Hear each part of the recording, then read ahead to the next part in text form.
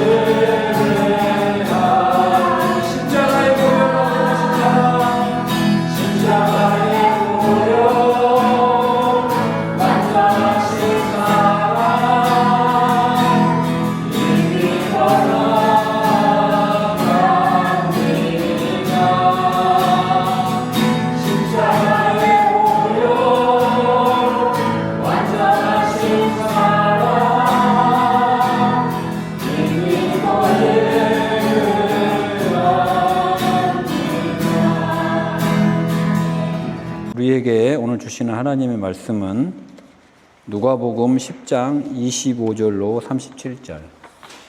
그리고 주보에는 적혀 있지 않는데 로마서를 한 절 또 보겠습니다. 일단 누가복음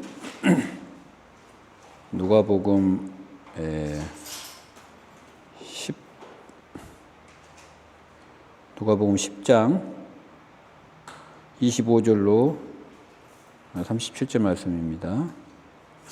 제가 봉독해 드리겠습니다. 어떤 율법 교사가 일어나 예수를 시험하여 이르되 선생님 내가 무엇을 하여야 영생을 얻으리이까? 예수께서 이르시되 율법에 무엇이라 기록되었으며 내가 어떻게 읽느냐? 대답하여 이르되 내 마음을 다하며 목숨을 다하며 힘을 다하며 뜻을 다하여 주 너의 하나님을 사랑하고 또한 내 이웃을 내 자신같이 사랑하라 하였나이다. 예수께서 이르시되 내 대답이 옳도다. 이를 행하라. 그러면 살리라 하시니 그 사람이 자기를 옳게 보이려고 예수께 여짜오되 그러면 내 이웃이 누구니이까? 예수께서 대답하여 이르시되 어떤 사람이 예루살렘에서 여리고로 내려가다가 강도를 만나매 강도들이 그 옷을 벗기고 때려 거의 죽은 것을 버리고 갔더라. 마침 한 제사장이 그 길로 내려가다가 그를 보고 피하여 지나가고 또 이와 같이 한 레위인도 그곳에 이르러 그를 보고 피하여 지나가되 어떤 사마리아 사람은 여행하는 중 거기 이르러 그를 보고 불쌍히 여겨 가까이 가서 기름과 포도주를 그 상처에 붓고 싸매고 자기 짐승에 태워 주막으로 데리고 가서 돌보아 주니라. 그 이튿날 그가 주막 주인에게 데나리온 2를 내어주며 이르되 이 사람을 돌보아 주라. 비용이 더 들면 내가 돌아올 때에 갚으리라 하였으니 내 생각에는 이 세 사람 중에 누가 강도 만난 자의 이웃이 되겠느냐? 이르되 자비를 베푼 자니이다. 예수께서 이르시되 가서 너도 이와 같이 하라 하시니라. 아멘. 로마서 말씀 먼저 보겠습니다. 로마서 7장 14절로 25절 말씀입니다. 로마서 7장 14절로 25절 말씀입니다. 로마서 7장 14절부터 25절. 우리가 율법은 신령한 줄 알거니와 나는 육신에 속하여 죄 아래에 팔렸도다. 내가 행하는 것을 내가 알지 못하노니 곧 내가 원하는 것은 행하지 아니하고 도리어 미워하는 것을 행함이라. 만일 내가 원하지 아니하는 그것을 행하면 내가 이로써 율법이 선한 것을 시인하노니 이제는 그것을 행하는 자가 내가 아니요 내 속에 거하는 죄니라. 내 속 곧 내 육신에 선한 것이 거하지 아니하는 줄을 아노니 원함은 내게 있으나 선을 행하는 것은 없노라. 내가 원하는 바 선은 행하지 아니하고 도리어 원하지 아니하는 바 악을 행하는도다. 만일 내가 원하지 아니하는 그것을 하면 이를 행하는 자는 내가 아니요 내 속에 거하는 죄니라. 그러므로 내가 한 법을 깨달았노니 곧 선을 행하기 원하는 나에게 악이 함께 있는 것이로라. 내 속사람으로는 하나님의 법을 즐거워하되 내 지체 속에서 한 다른 법이 내 마음의 법과 싸워 내 지체 속에 있는 죄의 법으로 나를 사로잡는 것을 보는도다. 오호라 나는 공고한 사람이로다. 이 사망의 몸에서 누가 나를 건져내랴. 우리 주 예수 그리스도로 말미암아 하나님께 감사하리로다. 그런즉 내 자신이 마음으로는 하나님의 법을 육신으로는 죄의 법을 섬기노라. 아멘. 여러분 동서고금을 막론하고 많은 사람들이 궁금해하고 또 질문을 던지고 또 그것을 알려고 정말 노력을 하는 그런 질문이 하나 있습니다. 그것이 뭐냐면은 내가 죽으면은 천국에 갈 수 있느냐? 내가 어떻게 해야 영생을 얻을 수 있을까? 영원히 살고 싶은데 우리 인생이 나그네 길이라는 노래도 있지만 어디서 왔고 어디로 가는지 우리가 죽으면은 천국을 내가 과연 갈 수 있을까? 만약에 천국이라는 게 있다면 어떻게 내가 하면은 그 천국을 들어갈 수 있을까? 영생을 내가 어떻게 하면 얻을 수 있을까 하는 그 질문이 아마 동서고금을 막론하고 공통된 질문일 것 같습니다.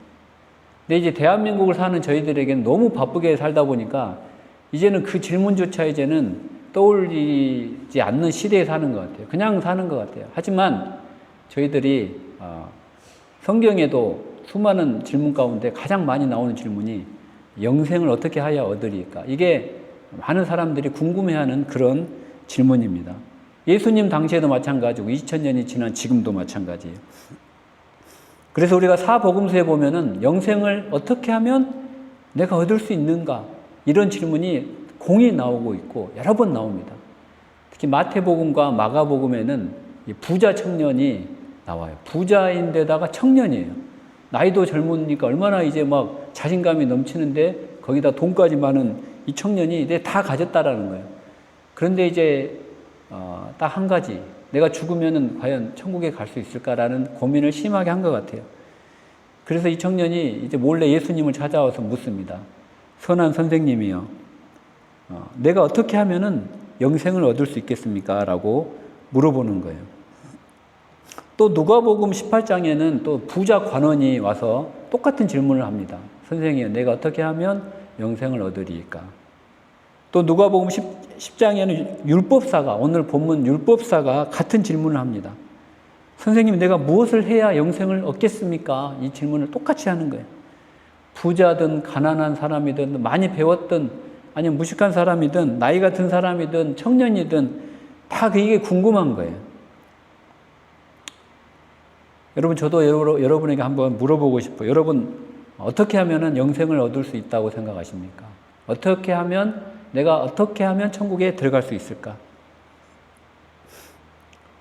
여러분, 이 근방에 또 우리 경희대학교가 있지만, 여러분, 대학교 근처를 한번 걸어보면은 모르겠습니다. 저희처럼 나이가 좀 있는 사람에게는 물어볼지 모르는데, 조금 젊은 사람들이 이렇게 걸어가면은 이렇게 누가 찾아와요. 접근합니다. 그러면서 이렇게 물어봐요.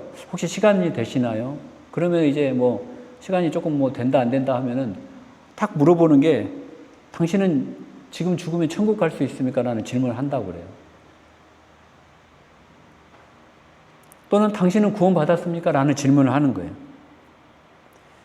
그래서 이 사람이 이제 쭈삣쭈삣 하면은 당신이 천국을 가는지 영생을 얻을 수 있는지 방법을 제가 가르쳐 드리겠습니다 하고 저랑 같이 성경 공부합시다라고 접근을 합니다. 어떤 종교는 이제 이렇게 전도지를 들고 집에까지 찾아오기도 합니다.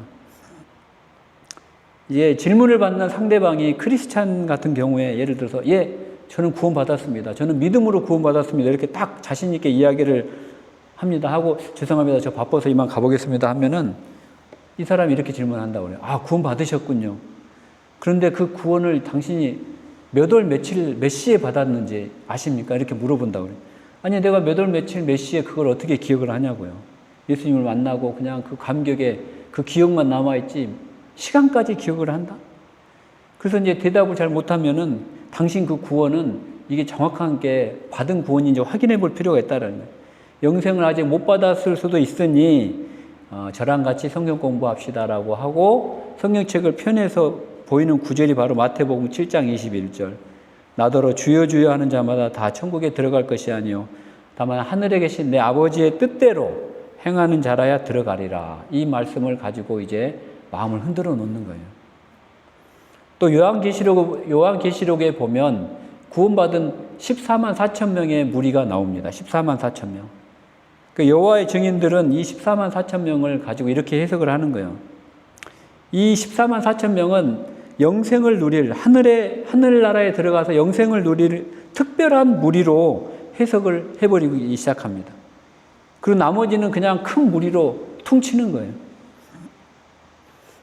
그리고 이 14만 4천 명만이 지상 낙원에서 주님과 함께 천국을 누리게 된다라고 가르치고 있어요.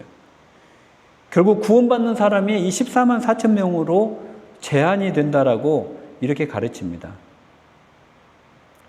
또 한국도 마찬가지예요. 신천지라는 종교가 있어요. 이 신천지도 요한계시록을 자의적으로 해석해서 14만 4천 명을 자기들의 교단에서 이제 추수를 해가지고 인침을 받은 사람들의 수라고 주장을 합니다. 그래서 신천지에서는 이 14만 4천 명의 수가 차야 육체 영생이 가능하다라고 가르친다고 합니다. 그래서 이 14만 4천 명에 들어가려고 신천지 교인들이 얼마나 열심히 선행을 쌓고 전도를 하고 하는지 몰라요. 그러다 보니까 저희들이 알지 못하지만 그 교세가 대단하다고 그래요. 그리고 이미 14만 4천 명이 차니까 이제는 그 14만 4천 명에다가 좀 보너스로 그 수를 다 이렇게 더 늘리는 그런 교리를 또 가르친다고 그래요. 그런데 여러분, 요한계시록 7장 9절에 보면은 능히 셀 수 없는 무리가 하나님 앞에 서 있다라고 이야기하고 있어요. 능히 셀 수 없는 무리가. 전 세계 수많은 백성들이 구원받음을 분명히 보여줍니다. 따라서 이들이 말하고 있는 것이 거짓말이라는 것이에요. 천국에는 아라비아 숫자가 없다라는 그런 시가 있습니다. 아라비아 숫자가 없다. 여러분, 아라비아 수라는 게 무엇을 의미합니까? 사람들을 서열화하고 계급화하고 줄 세우는 거가 바로 숫자라는 거예요. 14만 4천 명에 들어가기 위해서 노력해야 하고 점수를 따야 하고 남들보다 앞서가야 하는 그것이 바로 숫자라는 것입니다. 그런데 천국에는 아라비아 숫자가 없다라는 거예요. 여러분 한번 생각을 해보세요. 하나님께서 유일하신 아들 독생자 예수 그리스도를 우리에게 십자가에 달려 죽기까지 우리를 구원해 주셨는데 그 구원의 수가 14만 4천 명으로 제한이 된다는 게 여러분 그게 합리적으로 이해가 되냐는 것이죠. 이 세상에 왔다 가는 수많은 사람들, 또 앞으로 올 그 수많은 사람들, 그리고 또 지금 살고 있는 수많은 사람들에게 하나님께서는 구원의 길을 열어주셨는데 그 구원의 문이 일부 교단 종파 14만 4천 명에게만 허락이 되었다라는 주장을 저는 받아들일 수가 없습니다. 그런데 문제는 이게 먹힌다는 사실이에요. 이게 먹힌다는 사실. 이들은 계시록에 보면 666이라는 숫자가 나오는데 이 666이라는 숫자를 이 로마 지배에 순응하는 사람들, 배교자의 상징으로 해석을 합니다. 그리고 거기에 굴복하지 않고 하나님의 꿈에 부풀어 살아가는 사람들이 바로 14만 4천 명이라는 거예요. 그런데 여러분 이 14만 4천 명이라는 숫자가 어떻게 나왔느냐? 물론 제가 계산한 계산법은 아니고요. 이게 성경에 나와 있는 것도 아니지만 많은 신학자들이 이렇게 해석을 합니다. 3이라는 숫자는 삼위일체 하나님을 뜻하는 상징적인 숫자예요. 3. 그리고 4라는 숫자는 이 세상의 완전한 숫자를 뜻합니다. 그리고 이 둘을 합한 숫자 7, 그리고 이 둘을 곱한 숫자는 12죠. 그래서 성경에 7과 12라는 숫자가 굉장히 완전한 숫자로 많이 등장을 합니다. 그리고 이 12 곱하기 12 더블 스코어가 바로 144가 나오죠.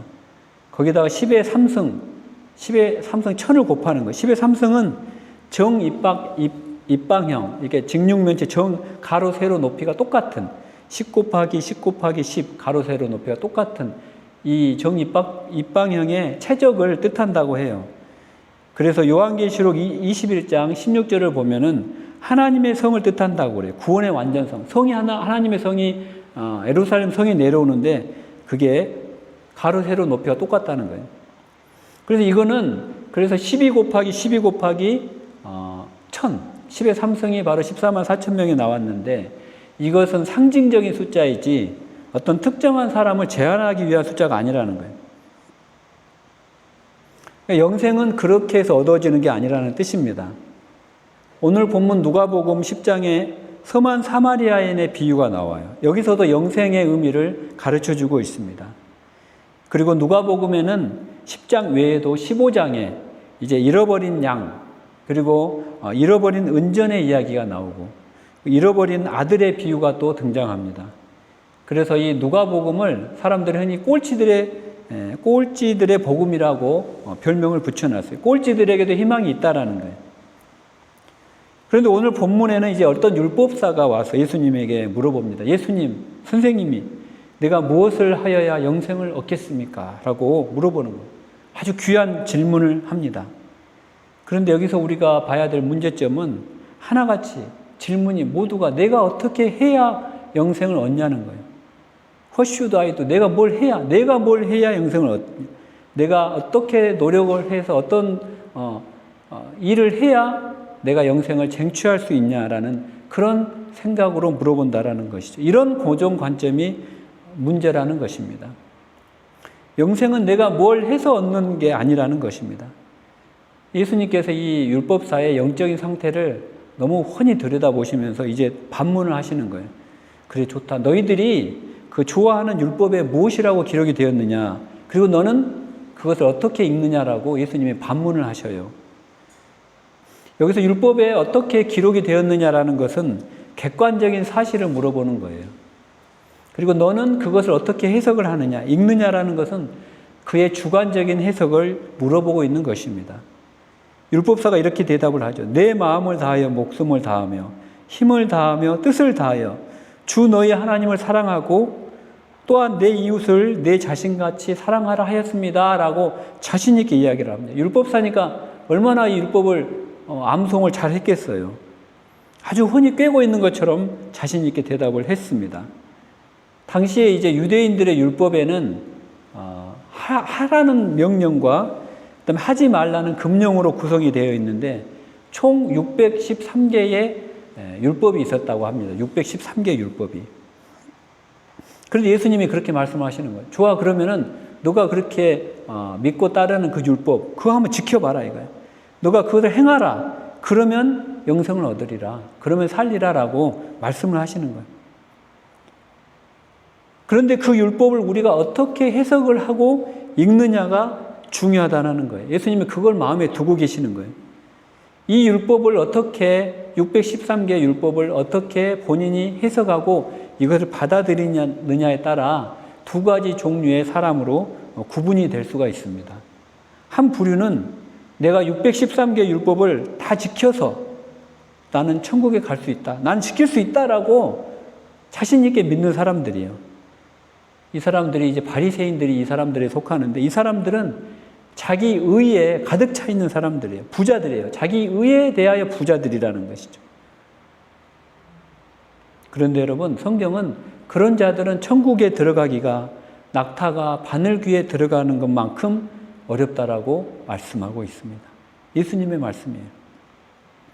그런데 그 율법을 613개의 율법을 해석하는 두 번째 부류의 사람은 하나님, 나는 그 율법을 지켜보려고 바둥바둥 노력을 했습니다.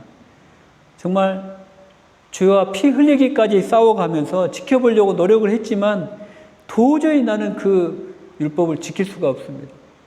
나는 너무 죄가 많아서 순간 넘어지고 깨어지고 다시 그 죄를 개가 토한 것을 먹듯 돼지가 뒹굴었던 그 흙탕물에 다시 들어가듯 나는 정말 또 똑같은 죄를 반복하니 주님, 저는 어떠면 좋습니까? 저는 정말 소망이 없습니다 라고 가슴을 치면서 주님 앞에 탄식하는 그런 사람의 부류라는 것입니다.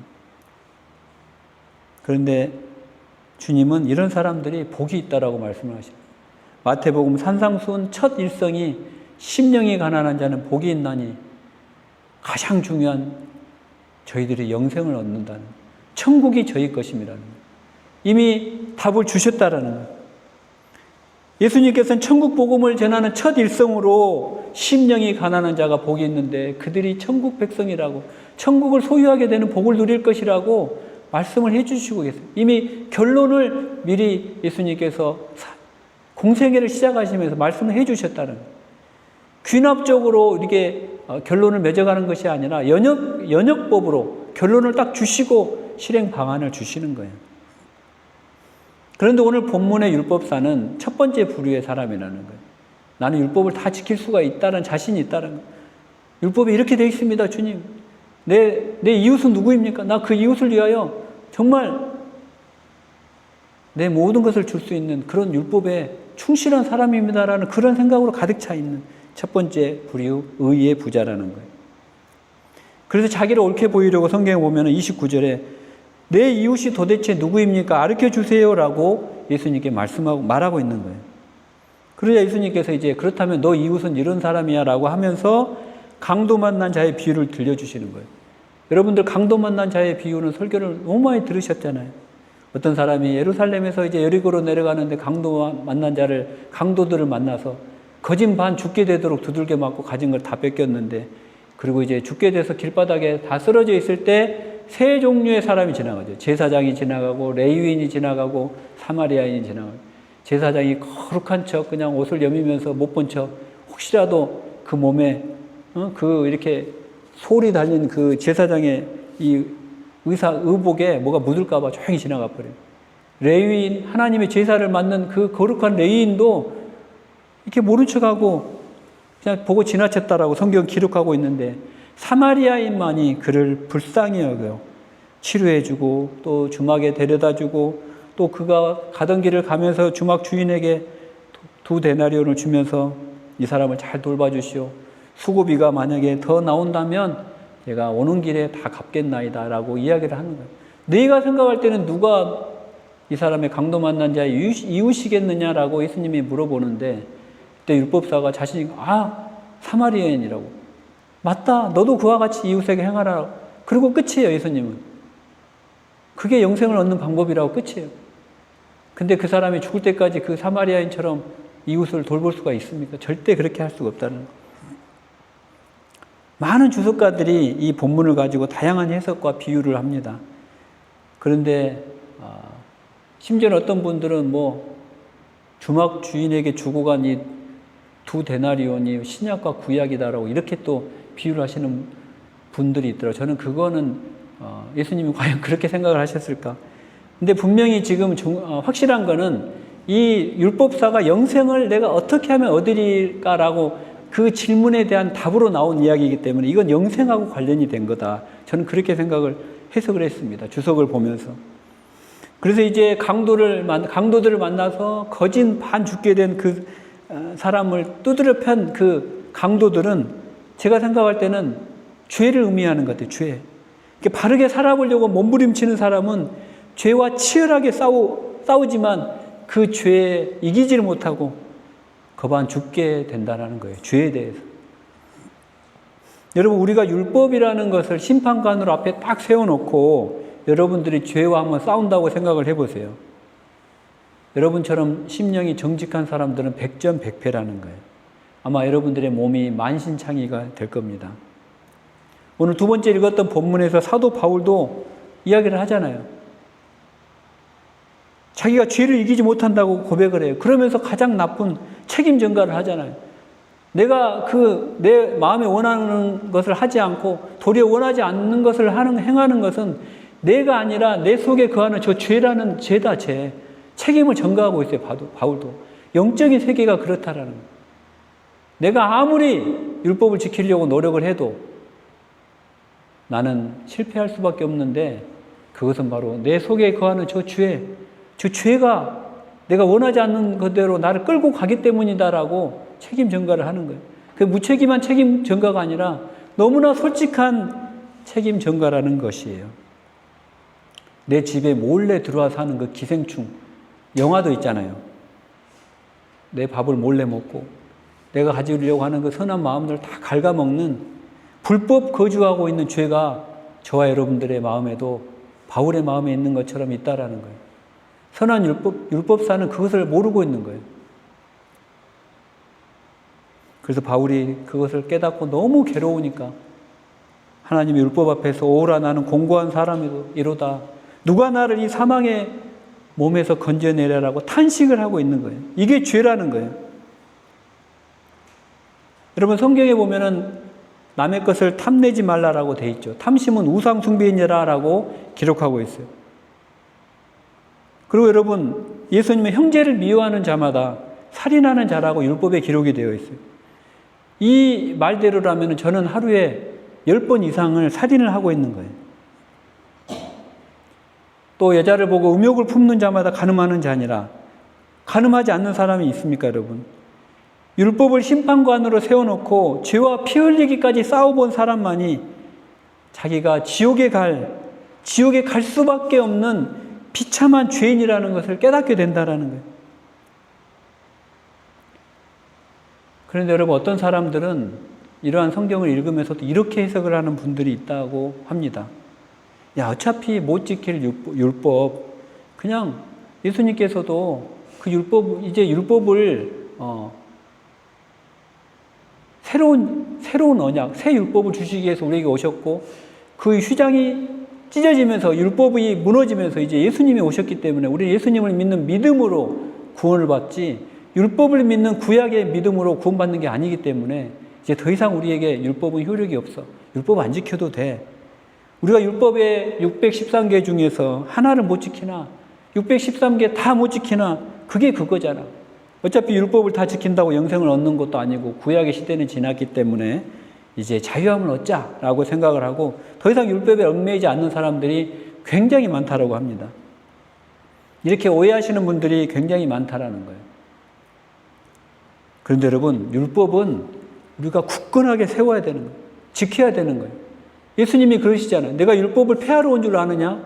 오히려 굳게 세우려 왔다라고 예수님이 말씀하셨어요. 율법은 우리를 주님께 인도하는 몽학 선생이다라고 바울이 이야기를 하고 있습니다.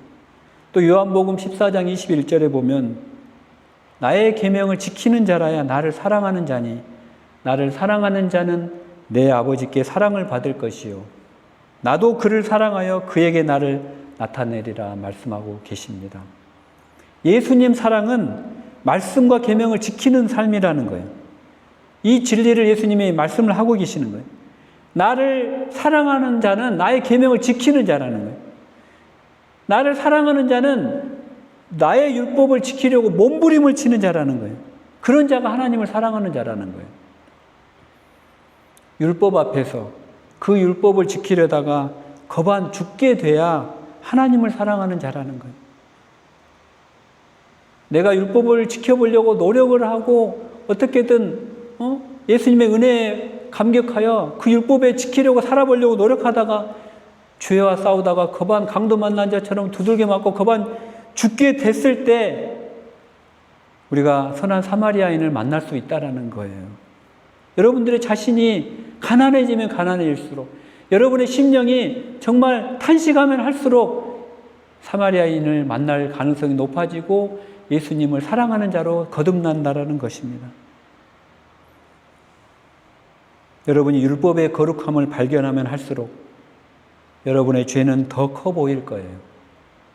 그리고 더 더러워 보일 거예요. 여러분이 율법의 거룩함을 발견하면 할수록 여러분이 짓는 그 죄가 더 검어 보일 거예요. 여러분이 율법에 대해서 깨달음이 생겼을 때 나타나는 현상이 바로 내 죄가 커 보이고 내 죄가 더러워 보이고 내 죄가 검어 보이고 내 앞에 잔뜩 내가 그동안 행했던 모든 죄가 크게 보인다는 거예요. 그리고 그러면서 내 속에는 아무런 소망이 없고 나는 공고한 사람이로다. 내가 붙잡아야 될 소망은 오직 예수님만 있구나라는 그런 탄식이 쏟아져 나올 때 여러분들에게 영생이 찾아온다는 거예요. 여러분들이 예수님께 찰싹 접착제처럼 본드처럼 딱 붙어 있을 때 여러분들에게 소망이 있다라는 거예요. 그래서 바울이 이 사실을 알고 로마서 오늘 읽었던 본문 뒤에 8장 1절에서 드디어 그 유명한 선포를 하잖아요. 그 전에는 나는 공고한 사람이로다. 내 몸에 살고 있는 저 기승중 같은 죄가 나를 사망의 음침한 골짜기를 끌고 간다라고 죄 핑계를 댔는데 그 8장 1절에서 이제 놀라운 고백을 하잖아요. 그러면서 자기를 막 정죄를 했어요, 바울이. 그렇지만 8장 1절에 내가 이제 예수님께 찰싹 달라붙어 있고 보니 그러므로 이제 예수 안에 있는 자에게는 결코 정죄함이 없나니 이는 그리스도 예수 안에 있는 생명의 성령의 법이 죄와 사망의 법에서 너를 해방하였음이라 고백이 나온다는 것이. 여러분, 이 구절은 바울을 살린 구절이기도 하지만 종교개혁을 일으켰던 마르틴 루터를 살린 구절이기도 합니다. 루터는 어거스틴 수도회의 수도사 사제였어요. 카톨릭 사제였어요. 카톨릭은 공로주의예요. 열심히 선행을 쌓아야지 천국에 가는 거예요. 루터도 열심히 선을 쌓고 고행을 하고 자기 몸을 치워가면서 천국에 들어가려고 노력했어요. 그렇지만 자기에게 돌아오는 것은 거룩한 공의와 죄에 대한 하나님의 그 진노 앞에 두려워 떨고 있는, 덜덜덜 떨고 있는 자기의 모습이었어요. 깊은 두려움에 사로잡혔어요. 내가 도대체 어떻게 해야 영생을 얻을까? 루터가 지금으로부터 약 500년 전에 고민을 한 거예요. 밤을 새워가면서. 그 역사는 루터가 너무 고민한 나머지 정신분열이 왔다고까지 기록을 할 정도로 하나님의 진노에 두려움에 떨었던 거예요. 여러분들 그런 두려움에 떨어본 적이 있으시나요? 내가 죽으면 하나님 앞에 심판대 앞에 서서 내 인생을 파노라마처럼 다 정산할 텐데 그런 두려움에 루터처럼 떨어본 적이 있냐고. 루터는 자기가 아무리 선을 행해도 자기는 꼭 지옥에 갈 것만 같아요. 그런데 루터가 로마서와 갈라디아서를 공부하면서 손뼉을 치면서 해방이 됐어요. 이 죄의 의식에서. 그게 바로 로마서 1장 17절과 로마서 8장 1절과 2절이에요. 자기를 도대체 사망의 법이 자기를 끌고 가는데 로마서 1장 17절이 이렇게 나오고, 복음에는 하나님의 의가 나타나서 믿음으로 믿음에 이르게 하나니 기록된 바 오직 의인은 믿음으로 말미암아 살리라 함과 같아요. 아, 그렇구나. 내 노력으로 내 힘으로 아무리 착한 일을 하려고 해도 천국에 들어가는 것이 아니고 의인은 믿음으로, 오직 믿음으로. 이신칭의가 이때 나온 예수님 믿는 믿음으로. 나는 죄인이지만, 나는 연약하지만, 나는 또 죄를 지을 수밖에 없지만 그럼에도 불구하고 예수님의 보혈로 나를 의롭다고 여겨주시고 로기조마해 주신 그 예수님의 의의 칭의로 말미암아 내가 천국에 들어가는구나.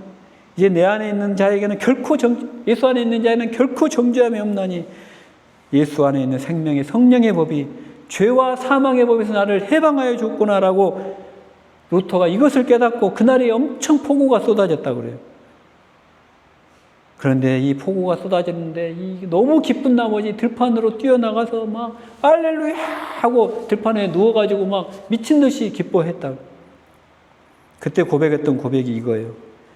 나는 마치 천국의 문이 활짝 열리는 것처럼 느꼈다. 전에는 하나님을 증오했으나 이제는 가장 사랑하게 되었다라고 루터가 유명한 이야기를 했어요.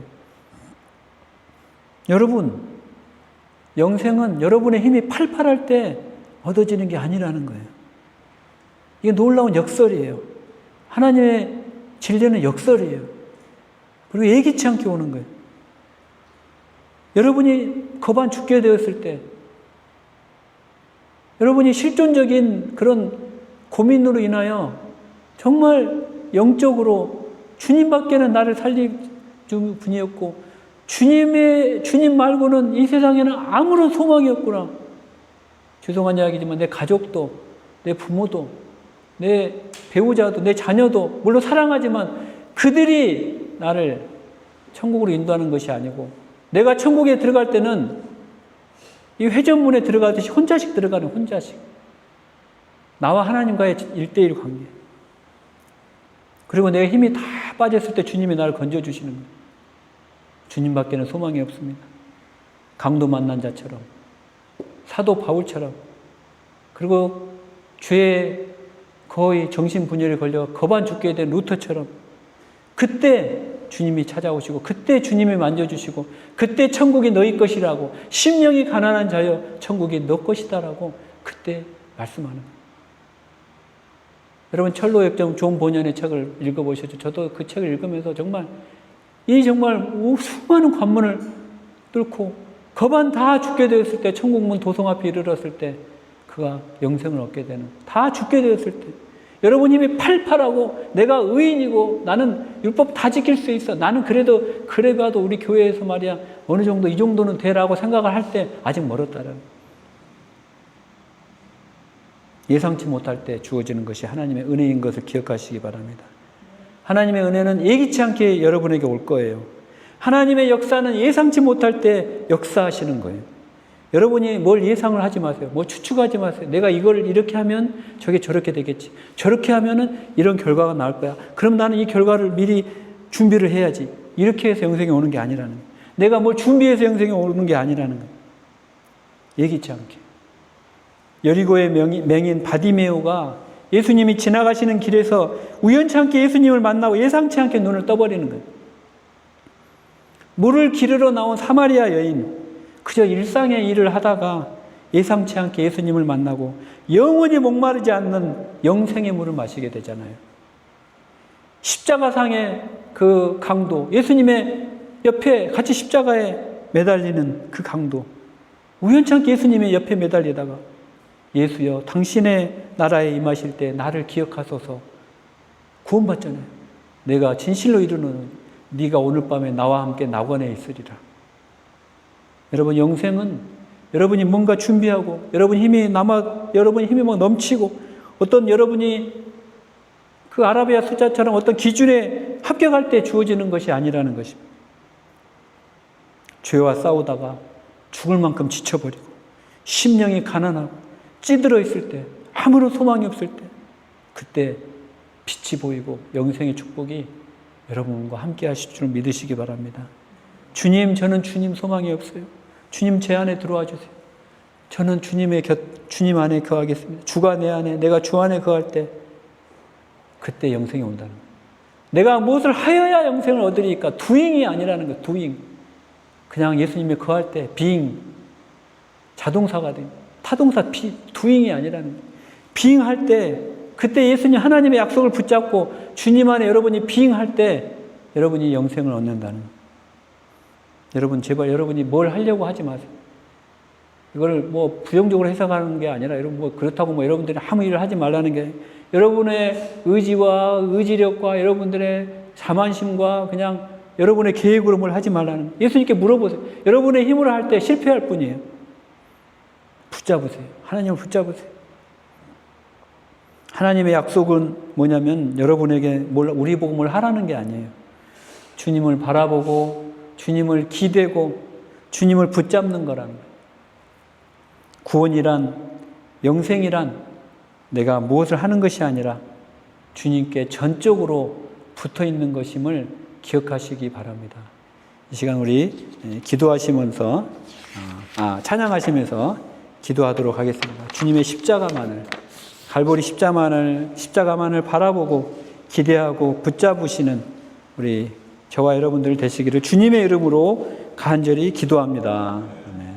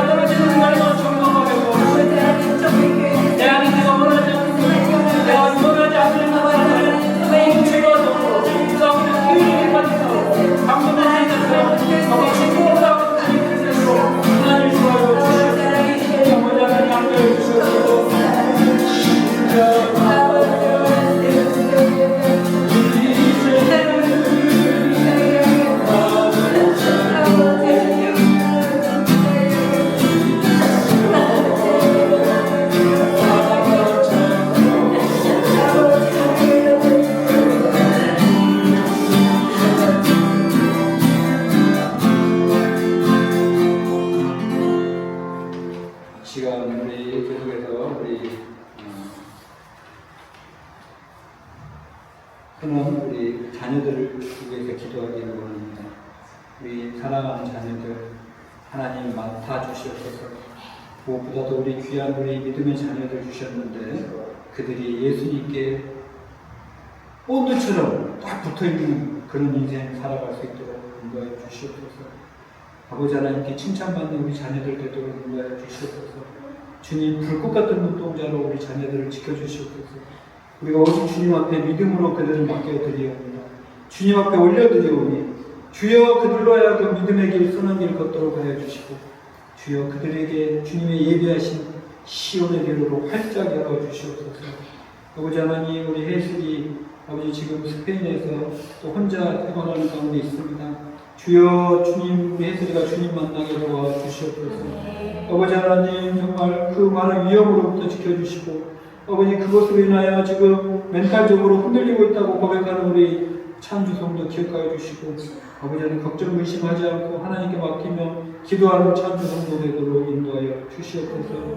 현수도 주님 만나서 아버지 하나님 모친의 이름을 꿈에서 천국에 대한 소망으로 하나님 그를 세워주시고 인도하여 주시옵소서. 진수도 하나님 기억하여 주시고 로스쿨 준비하는 모든 일정 가운데 하나님이 함께하여 주시고 하나님이 그에게 지혜와 명철을 허락하여 주시옵소서. 아버지 하나님 이 세상이 줄 수 없는 지혜와 명철로 또 아버지 하나님 이 세상이 줄 수 없는 평안으로 시험 준비 모든 과정들을 이끌어 주시옵소서. 우리 집사 아버지 하나님 임용고시 공부 가운데 있사오니 아버지 하나님 함께하여 주시옵소서. 아버지 하나님 임용고사 공부 모든 과목 가운데 하나님 지수에게 명철한 지혜와 명철을 허락하여 주시옵소서. 아버지 하나님 그의 장점을 잘 관리할 수 있도록 인도해 주시고 그의 달란트가 아버지 만천하에 드러나는 아버지 그런 공직의 길로 걸어갈 수 있도록 인도하여 주시옵소서. 또 금요철에 인도하는 우리 한나 기순이 찬양 인도할 때 성령이 비둘기처럼 내려올 수 있도록 인도하여 주시옵소서. 우리 희주 태복을 열어 주시옵소서. 윤석이 아버지 하나님 그의 직장과 사업에 눈을 먹고 기도하고 있사오니 하나님이 기뻐하시는 길을 선택하도록 인도하여 주시옵소서. 다 같이 주여 한번 부르고 하나님께 기도 한번 나가도록 하겠습니다. 주여 하나님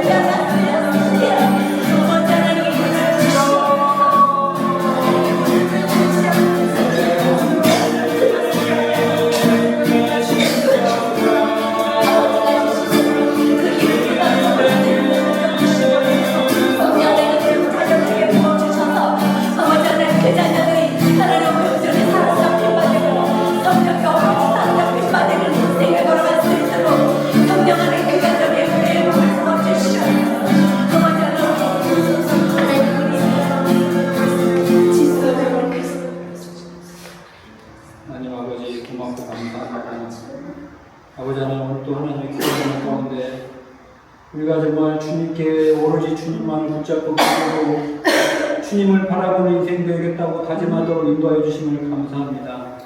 아버지 하나님, 우리 인생이 오직 주님으로 똘똘 뭉쳐있는 인생 되도록 인도해 주시고, 우리가 주님 앞에 서는 그날 착하였도다, 잘하였도다, 착하고 충성된 종이라고 주님의 맨발로 달려나와 우리의 수고를, 우리의 눈물을 닦아주는 그런 인생 되도록 축복하여 주시옵소서. 감사드립니다. 또 귀한 헌금 하나님 드리는 손길 위에 그들의 아버지 하나님 떡반죽 그릇이 마르지 않는 축복을 허락하여 주시옵소서. 감사드리며 예수님의 이름으로 간절히 기도합니다.